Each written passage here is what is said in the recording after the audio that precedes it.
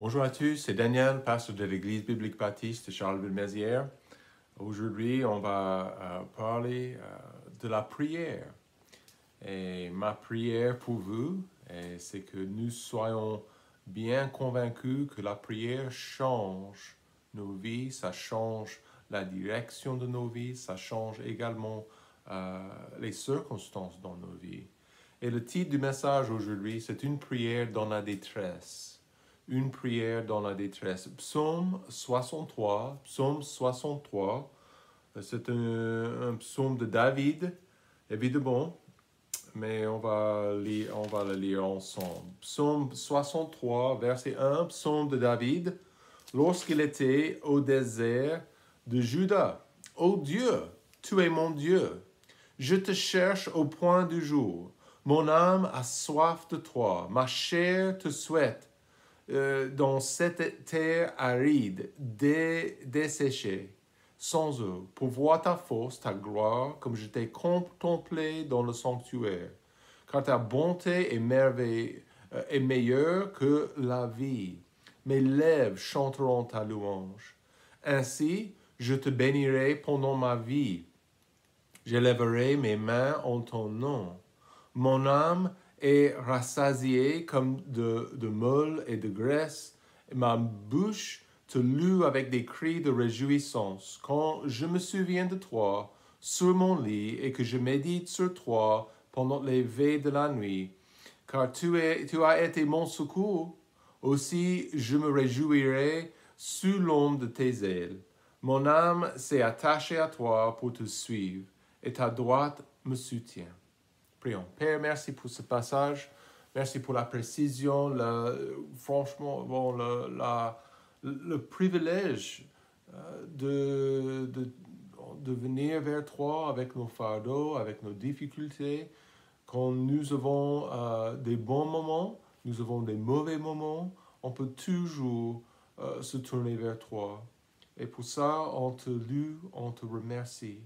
Merci pour la prière. Merci pour l'exemple de Jésus-Christ et sa vie de prière. Bénis ce message, bénis cette leçon et que tu sois honoré et glorifié, cher Père. Au nom de Jésus, nous prions. Amen. C'était mai 1940 et il y avait un gros souci. Le souci, c'était que en Europe, en général, il y avait cette menace de guerre. En 1939, les Allemands, ils avaient décidé de... Bon, ils ont commencé à attaquer des autres pays, aussi simple que ça. Et franchement, les Anglais, les Français aussi, ils avaient fait des tentatives de repousser les nazis, mais à ce moment-là, ce n'était pas des bonnes nouvelles. En fait, c'est dit que à la fin des années 30, que les Anglais ont dit qu'il n'y aurait pas de bois suffisant pour le montant de cercueil nécessaire pour les Anglais, pour les civils, quoi. Et c'était le 10 mai, c'était le premier ministre Chamberlain. Il a démissionné sa poste et c'était Winston Churchill qui a pris sa place. Donc, une chose est claire, et c'était quelque chose impossible, évidemment, et peut-être nous lisons des histoires et nous pensons à cet événement, la Deuxième Guerre mondiale, les horreurs de cette guerre. Mais la réalité pour nous aujourd'hui, quand vous êtes dans la détresse, quand il y a des menaces dans votre vie, qu'est-ce que vous faites? C'est difficile à imaginer les bombardements, les années 40, 41, la bataille. Et c'était clair pour les responsables en Angleterre, en Angleterre, que la Luftwaffe, l'armée de l'air pour les nazis, était vraiment supérieure que des Anglais. Mais quand les bombardements ont commencé en 40 et en 41, ça a continué. Vraiment, c'était des jours et des semaines et des mois de peur, de difficultés et de la détresse. Qu'est-ce que nous faisons quand nous sommes dans la détresse? Qu'est-ce que nous faisons quand nous sommes menacés par des gens ou peut-être une situation ou un problème dans notre vie? Il y a des moments dans cette vie quand nous devons rechercher l'aide de Dieu. Et je propose que ça ne peut pas être quelque chose, un instant, un moment isolé. Ça doit être quelque chose régulier, quelque chose que nous faisons presque chaque jour. Pourquoi? Parce que nous avons besoin de son aide. Ce n'est pas uniquement le lundi matin que nous avons besoin de l'aide de Dieu. C'est chaque jour, chaque heure. Je parle des moments quand il n'y a pas d'autres secours. Et nous, dans notre monde aujourd'hui, nous avons l'habitude, si on ne fait pas attention, de faire confiance à l'homme, de faire confiance à d'autres choses. Et nos esprits deviennent désespérés pour que Dieu puisse intervenir. Pourquoi? Parce que nous voyons que l'homme n'a pas la solution à la fin de la journée. Et nos cœurs, et nous voyons ça dans ces versets, David a dit, « Oh Dieu, tu es mon Dieu, je te cherche au point du jour. » Donc, vous voyez cette intensité, cette urgence, cette envie pourquoi? Pour Dieu. Pour Dieu. Il n'est pas là en train de demander, Dieu, j'ai besoin de 10 chameaux, une nouvelle BMW. Il n'est pas en train de demander ça. Il demande, il veut Dieu. Et je vous demande aujourd'hui, peut-être vous êtes dans la détresse parce que vous avez oublié Dieu. Vous avez une situation misérable dans votre vie parce que vous avez oublié Dieu. Et ce n'est pas choquant, on peut toujours revenir à Dieu, n'est-ce pas, dans la prière. Trop souvent, on se trouve dans une fosse de notre création, nos mauvaises décisions, notre manque de sensibilité envers Dieu, envers sa parole, envers son Église, notre manque de fidélité à Dieu. Combien de chrétiens ne sont pas du tout fidèles à Dieu dans leur vie personnelle, dans leur cœur? Donc, c'est-à-dire, ils sont en train de prendre des décisions qui sont divorcées de Dieu, divorcées de sa parole aussi. C'est très triste pour un enfant de Dieu de faire quelque chose comme ça. C'est très important de comprendre que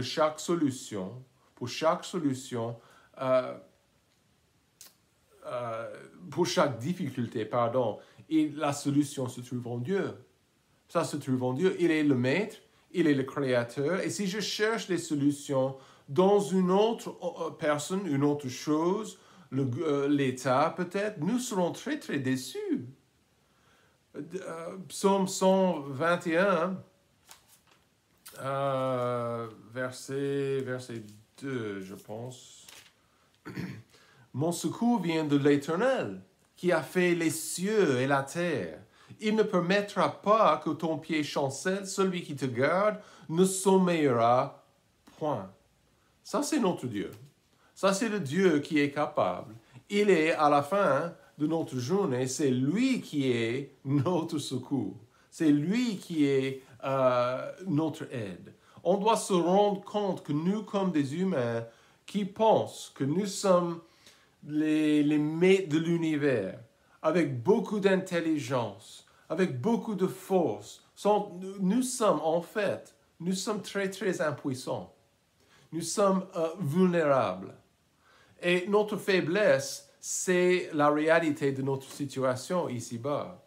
Nous sommes faibles. Et je ne sais pas pour vous, mais je la vois très régulièrement. Très régulièrement. Ma faiblesse, mon incapacité, mon infidélité vers Dieu. Et voilà, c'est à ce moment, j'ai expérimenté ça la semaine dernière. J'étais au fond, j'étais à la fin, dans mon cœur et dans mon esprit. Et j'avais soif de Dieu. J'avais besoin de son aide et de sa joie et de son secours. Et peut-être vous êtes comme moi et vous vous sentez comme ça. Vous avez les mêmes sentiments. Qu'est-ce qu'on va faire? Je vous encourage aujourd'hui de retourner vers Dieu, de chercher le Seigneur. Trop souvent, notre attitude arrogante vient de nos cœurs pécheurs. Et j'ai besoin de ce Dieu. J'ai besoin de me tourner vers Dieu dans la prière. Et David a dit, oh Dieu, tu es mon Dieu, je te cherche. Et c'est exactement ce que nous avons besoin aujourd'hui. Des enfants, des hommes, des femmes qui sont déterminés, motivés de chercher Dieu. Chercher Dieu dans leur prière. Cette soif, cette envie. J'ai besoin de Dieu. Le même Dieu que David a cherché. Ça, c'est celui qui j'ai besoin. Si vous êtes dans une situation que vous éloignez de Dieu, maintenant c'est le moment de revenir vers lui. Maintenant c'est le moment de se repentir et on va parler d'une prière de la repentance la semaine prochaine. Mais si vous avez arrêté de vraiment chercher sa face, maintenant c'est critique. Et vous voyez ça dans votre vie personnelle. C'est critique, c'est urgent. Maintenant c'est le moment de baisser le genou et de revenir vers lui dans la prière régulière. Une prière, je ne dis pas quotidienne, donc plusieurs fois par jour. C'est critique, c'est urgent de dire que nous pouvons continuer sans lui. Ça rend la totalité de nos vies absolument ridicule. Comme un enfant de Dieu, qu'est-ce que je peux faire comme un enfant sans notre Père céleste? Zéro. Et de plus en plus que nous nous éloignons de lui, nous trouvons que c'est critique, c'est urgent. Nous, aujourd'hui, qu'est-ce que nous faisons? La prière dans la détresse. Il faut revenir vers lui dans la prière. Donc, une prière de la détresse, ça révèle, numéro 1, un désir intérieur pour Dieu.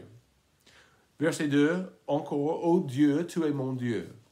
Je te cherche au point du jour. Mon âme a soif de toi. » Vous voyez ça? « Ma chair te souhaite. » Dans cette terre aride, desséchée, sans eau, pour voir ta force et ta gloire, comme je t'ai contemplé dans le sanctuaire. La prière, donc, ça se produit, ça produit une envie forte dans nos cœurs. Cette envie forte est pour Dieu, pour voir la différence que Dieu peut faire dans ma vie. Encore, je ne parle du tout d'une personne qui prie pour une nouvelle BMW ou des luxes ou des machins comme ça, 1 million d'euros. Je ne dis pas ça. C'est une soif à l'intérieur, une envie, une faim pour Dieu. Et si je ne prie pas et je ne reçois pas cette satisfaction et je ne suis pas rempli comme il faut de Dieu, je serai tourmenté. Je répète que Dieu n'est pas notre génie. Il est notre Dieu, celui que nous adorons. Je dois voir ce que le Seigneur peut faire dans les cœurs de mes enfants. Je veux voir ce qu'il peut faire dans les cœurs de mes frères et mes sœurs en Christ dans l'Église. Et c'est hyper important pour nous de prier, d'avoir cette attitude, cette perspective de la détresse, d'urgence. Oh papa, il faut travailler, il faut bosser dans la vie de mon enfant, d'ouvrir cette porte, Père. On a vraiment besoin de toi ici ou là-bas. d'avoir cet esprit, cette envie intérieure. Psaume 119, verset 126, « Il est temps que l'Éternel opère. Ils ont aboli ta loi. » Et je reviens à ce petit verset. « Il est temps que l'Éternel opère. » Nous voulons voir son travail dans nos vies. Nous voulons voir son travail dans les vies de nos chairs et de nos familles, dans nos églises. Nous voyons dans les versets, encore en Psaume 63, nous voyons cette urgence de David. Urgent que Dieu fasse quelque chose. Urgent que Dieu opère.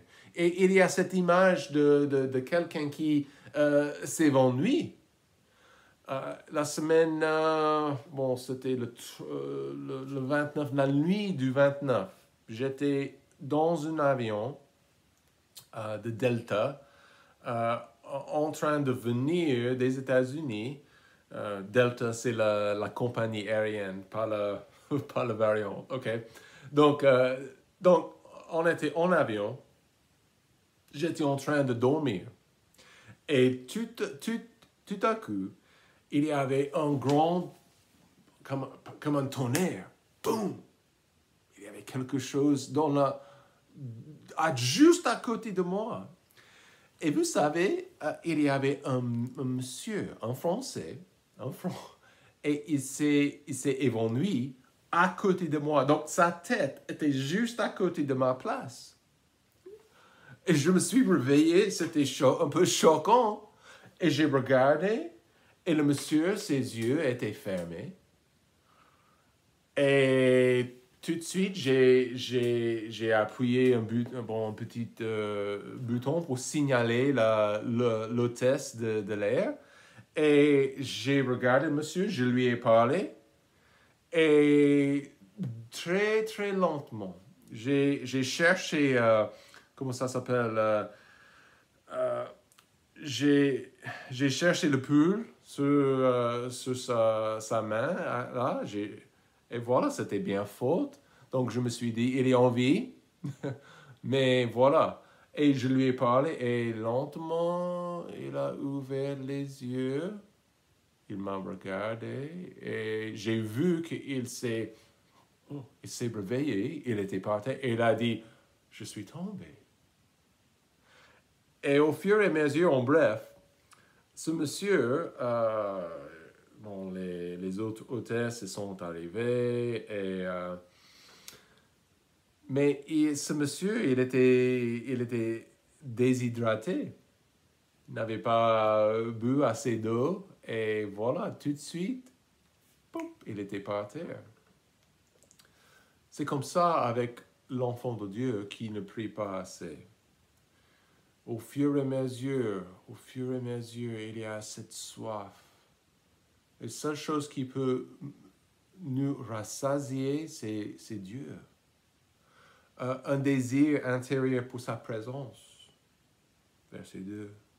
Pour son pouvoir. Verset 2 aussi. Ma chair te souhaite dans cette air aride, desséchée, sans eau, pour voir ta force. C'est ce que nous voulons voir pour le bien et bien de son peuple. Nous voulons voir la force de Dieu dans nos vies et dans les vies des autres personnes autour de nous. Pour voir également sa gloire. Il a dit, je veux voir, verset 3, ta gloire. Est-ce que vous avez un désir intérieur pour voir la gloire de Dieu dans votre vie? Wow. C'est quelque chose de touchant. La splendeur, la bonté de Dieu dans les vies, nos vies, dans notre Église, dans notre communauté. On veut voir la gloire de Dieu. Numéro 2, une prière de la détresse, ça révèle une satisfaction manquante. Verset 4, « Car ta bonté est meilleure que la vie, mes lèvres chanteront ta louange. Ainsi, je te bénirai pendant ma vie, j'élèverai mes mains en ton nom. Mon âme est rassasiée comme de meule et de graisse, ma bouche te loue avec des cris de réjouissance. » Vous voyez une envie intérieure pour Dieu, et voilà la prière, mais je vois aussi les choses et les spectacles de ce monde sont sérieusement manquants, ça ne donne pas la vraie satisfaction. C'est facilement vu dans les vies des enfants. Un enfant cherche un jouet ou veut un jouet et voilà, ils vont jouer avec ça pendant 1 heure, 2 heures et après 2 ou 3 heures, c'est oublié. Ce n'est pas vraiment différent avec des adultes. Nous cherchons quelque chose, mais après, nous l'avons, nous trouvons que ce n'est pas super satisfaisant. Les choses de ce monde ne donnent pas la vraie satisfaction. Le chrétien doit chercher sa satisfaction en Dieu. En Dieu. Certainement, quand vous êtes dans un magasin de vêtements et vous trouvez 2 vêtements et exemple 1 est taché, exemple B est propre. Donc, qu'est-ce qu'on va choisir? Certainement, on va choisir celui qui n'est pas taché. Et c'est comme ça avec nous, Dieu et le monde. Quand nous sommes présentés avec un choix et une satisfaction temporaire ou quelque chose qui est durable et qui dure, certainement on va choisir Dieu. On doit choisir Dieu, mais aussi, la plupart du temps, beaucoup de temps, nous sommes séduits par les choses de ce monde. La télé nous dit qu'il faut chercher ce truc, ça, ce truc. Mais qu'est-ce qui va vraiment, qu'est-ce que c'est cette chose qui va vraiment me satisfaire? Dans la prière, c'est le moment de lui dire cela. David a dit, verset 4, « Ta bonté est meilleure que la vie. » C'est toi, Père. Mes lèvres chanteront ta louange. Le mot louange, c'est de prodiguer les louanges de quelqu'un, les bonnes qualités de quelqu'un. Ça, c'est Dieu, de parler de lui dire merci pour ton salut, merci pour le pardon, merci pour tes bienfaits dans ma vie. Et ça, c'est la prière. Dans la prière, nous retrouvons le Dieu qui nous donne la satisfaction. Votre vie, et il a dit ça en verset 5, ainsi je te bénirai pendant ma vie. Ma vie ne dure pas pendant longtemps. Je viens de fêter 45 ans il y a quelques semaines. Et vous savez, je comprends et je vois que ce n'est pas... je ne suis pas éternel au secours, cette vie. Évidemment, mon esprit va passer l'éternité avec le Seigneur, mais la vie actuelle, ça ne se termine pas ça ne dure pas longtemps. Donc, c'est important pour nous de comprendre l'importance de bénir Dieu, de célébrer Dieu, de chanter, de saisir cette satisfaction qu'il nous donne et de lui dire merci. David a dit, mon âme est rassasiée comme de meules de graisse. Ma bouche te loue avec des cris de réjouissance. Quand je me souviens de toi sur mon lit et que je médite sur toi pendant les veilles de la nuit. Donc, David c'était toujours en train de tourner cette satisfaction que Dieu donne. La personne de Dieu, la personne de Jésus-Christ. Il fait la différence dans nos vies. Il y aura des moments de notre détresse, c'est sûr. Mais Dieu change tout. La dernière chose, la prière de la détresse, ça révèle une attitude changée. Verset 8, « Car tu as été mon secours, aussi je me réjouirai sous l'ombre de tes ailes. Mon âme s'est attachée à toi pour te suivre et ta droite me soutiennent. » La prière et la méditation sur les Écritures nous donnent une nouvelle perspective par rapport de lui et de sa puissance. Il m'aide. Et vous voyez ça dans les versets. Il est mon secours. je me réjouis sous l'ombre de ses ailes. Est-ce qu'il a des ailes comme un aigle? Non. Il est esprit. Mais ça explique, ça illumine la protection que Dieu nous donne. Il m'aide. Il me donne la joie. On a vu ça dans verset 6, des cris de réjouissance. Mon âme s'est attachée à toi, verset 9, pour te suivre, et ta droite me soutient. Dans la détresse, qu'est-ce que je fais? J'ai besoin de Dieu. J'ai besoin de chercher Dieu dans la prière. Parce que, et quand je fais ça, il y a une attitude changée. Souvent, ma perspective, je peux le faire. Je vais le faire. C'est complètement ridicule, cette attitude. Dieu veut que je sois humble. Dieu veut que je sois changé et humble devant lui. Parce que je comprends que c'est seulement lui. Il est là, mon soutien. Il est mon secours. Et je viens vers lui. Tout de suite, sans hésitation. Et ça, c'est ce on va parler de ça pendant 3 dimanches. La réalité et l'importance de le chercher. Et de ne pas hésiter à le chercher. Parce que nous avons des chrétiens qui sont motivés et vraiment préparés de prier et de prier et de prier. Combien de personnes sont dans la détresse aujourd'hui? Combien de personnes sont dans leur péché, sans Dieu, sans espoir, sans avenir et sous le jugement de Dieu? Ils ont besoin de nous et de nos prières.